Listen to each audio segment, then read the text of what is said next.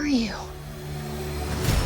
Hey everybody, Max and Brian here for IGN, and we've got some great news. They finally made a Transformers movie that looks like it has Transformers in it. What? No, all the Transformers movies have Transformers. They made a Transformer movie that looks like Gen 1 Transformers. We've known that Bumblebee he's a bug. He's a Volkswagen bug, and he looks like he should in the cartoon. We got a glimpse of Starscream with his classic kind of red and silver coloring, and in the latest trailer, we get just a whole slew of awesome G1 Transformers, including Optimus Prime Skyping in some sort of hologram form, and noticeably, he looks like this. He doesn't have the flame decals and the lips. He doesn't look like the Bayformer version. We also get a look at Shockwave, Soundwave, a bunch of shots of Cybertron.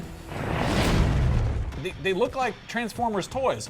Now, worth noting, if you haven't been paying attention, Bumblebee is the first Transformers movie not directed by Michael Bay. It's directed by Travis Knight, who's one of the founders of Laika Studios, who did like Kubo and the Two Strings and Coraline and things like that. I think his background in animation and doing a lot of stop motion stuff, effectively playing with toys, is actually perfect for this franchise. Yes. This is a movie about giant big toys like stomping around, and I think he's the right person to get the feel for it. I feel like Michael Bay was always more fond of the car chase side of Transformers and the CG side of it than the actual, play with dolls side of it.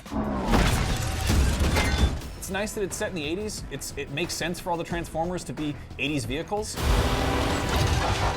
There's a kind of a generational divide that's happened many times with Transformers. We've seen it happen, like, even when you talk to people about Beast Wars, what's your entry point into the Transformers franchise? And for some people, younger people, the modern movies, that's the way it goes. And so they'll always have those, and that's fantastic. I think it's sort of in the same way where if you grew up with the prequels from Star Wars, you love those a lot more than maybe some of the older people do.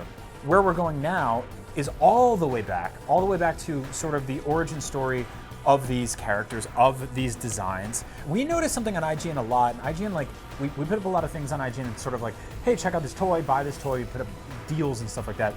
Every now and then, we will put up original Gen 1 action figures or the reprints of the Transformers, and they are some of the most popular things on the site. So obviously there is a giant starved audience for these designs. We want to see them beating the hell out of each other. I mean, the whole reason that people love Transformers to begin with is that they're Transformers. They're wonderful toys. They've got this kind of just archetypal quality, and it's cool to see like a movie that's actually kind of paying homage to that.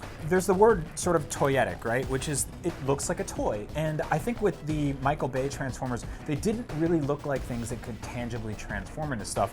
But when you go back to this boxy design, it feels like something you can build and it feels malleable and real. And so I'm really excited for this movie. I think they're gonna nail it. And I'm actually most excited to see how the movie ends, because I have a feeling there'll be a singer, it'll set up a whole new universe. We'll get a whole bunch of these films. I'm pretty excited about it, honestly. Yeah, I mean, seriously. the fact is, we're finally getting a movie where a giant robot launches cassette tapes out of his chest because he's a boombox, and the cassette tapes turn into wolves for no reason, aside from it being very cool. Now, if you're young, we will have to explain to you what cassette tapes are. It was weird. They used to put music on rectangles that would break. They're those things that Star-Lord carries around in Guardians of the Galaxy. Oh yeah, that. Yeah. Before he gets the Zune. A Zune is a story for another day, but for everything on Transformers, Zunes, cassette tapes, and Star-Lord, keep it right here on IGN.